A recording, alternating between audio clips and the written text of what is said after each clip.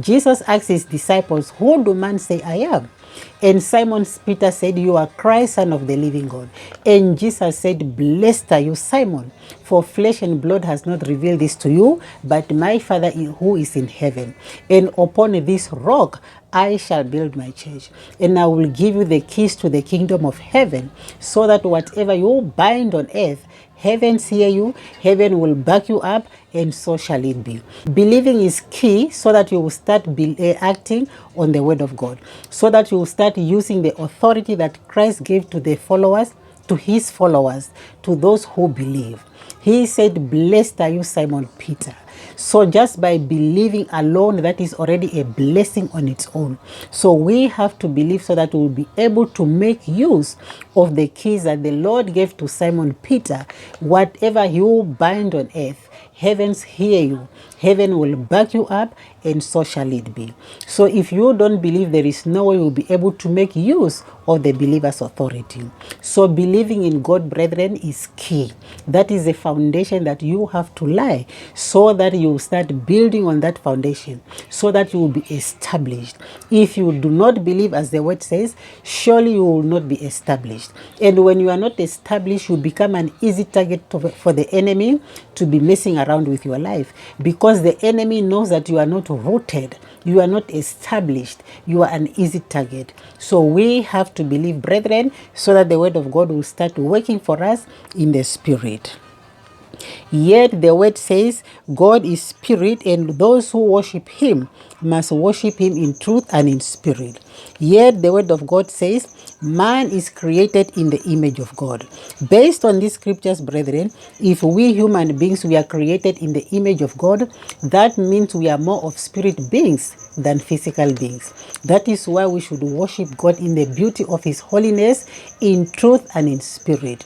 What we should know, your spiritual life is the engine of your physical life, and that is the first place that you have to take care of.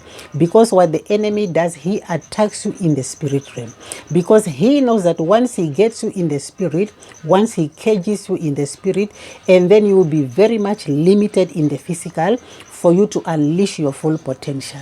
We are more of spirit beings than physical. The word says we were created in the image of God, and God is spirit. We must worship him in truth and in spirit.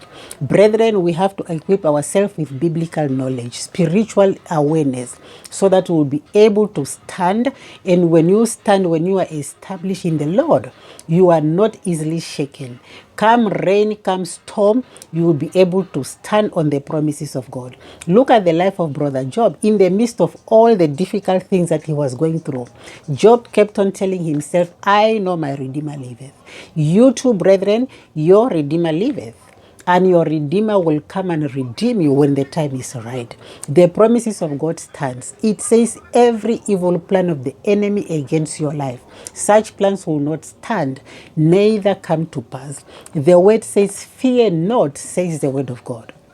We have to start taking God at his own word. What does the word of God says for your life?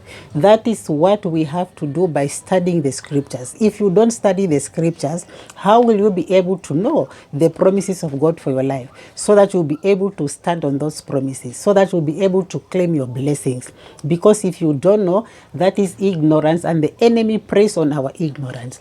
The enemy will always use what you don't know to destroy you, to attack you. And that is mission accomplished in the camp of the enemy, because the enemy does not want to see you doing well. So as a child of God, let us not live defeated life. We should put on the full armor of God, so that we'll be able to resist the enemy. And when you resist the enemy, he has no other option but to bow, to surrender, and to flee.